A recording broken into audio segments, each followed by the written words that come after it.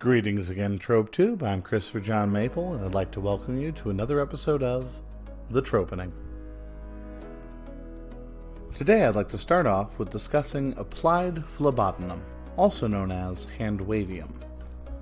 Applied phlebotinum is a plot device used to circumvent the limitations of science in a work of fiction. It can take many forms: rare crystals, pixie dust, abstracted science, nanites, glowing rocks or liquids, essentially whatever form fits in thematically. Its key characteristic is the ability to do whatever is needed to push along a plot. It powers starships, resurrects the dead, makes you fly. There are no limits to what phlebotinum can do, except those limits necessitated by the plot. How does it work, you ask? Oh, that's quite simple. It just does. And moving on, I had said in a previous episode that I would return to reverse the polarity as a trope of itself. So, up next is reverse the polarity, which in itself is an instance of applied phlebotinum, by which abstracted science is used to magically solve a problem, typically through a generous use of technobabble. Reverse the polarity presumes that all technology has some secret special function, if only the power could be ran through it backwards.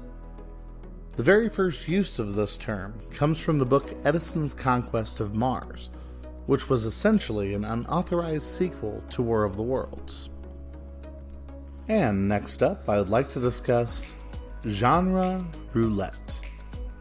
This trope is in use when a work of fiction switches from genre to genre, sometimes within the same story. The best example of this would be Stranger Things. Spoiler warning. Each character or group of characters operates within a different genre. The kids are in a dark fantasy coming-of-age story, fighting with adults and looking for their missing friend, while supernatural events occur around them. Joyce is in a psychological horror film. When her son goes missing, she thinks he's still trying to communicate with her. She begins acting paranoid and erratic, and is portrayed as if she is losing her mind. Hop is in a conspiracy thriller, a small-town cop in over his head, dealing with a missing kid, discovering fake corpses, being gaslit by government agents into thinking he's on drugs, and having his house bugged. Nancy and Jonathan are in a classic monster movie. After having friends die, they begin hunting the monster and nearly die in the process. Steve is in a teen drama. Known for playing the field, he finds a nice girl he wants to spend time with, only for her to grow distant. He becomes paranoid of her being unfaithful, tells his friends, who begin to treat her terribly. He later separates from his friends and tries to make things right with her. For our final trope of the day, we will discuss They Fight Crime. This trope is in use when two radically different characters are teamed up together to solve a crime, frequently used in buddy cop TV shows and film. The juxtaposition of the two characters will either be used for character development or comedic effect.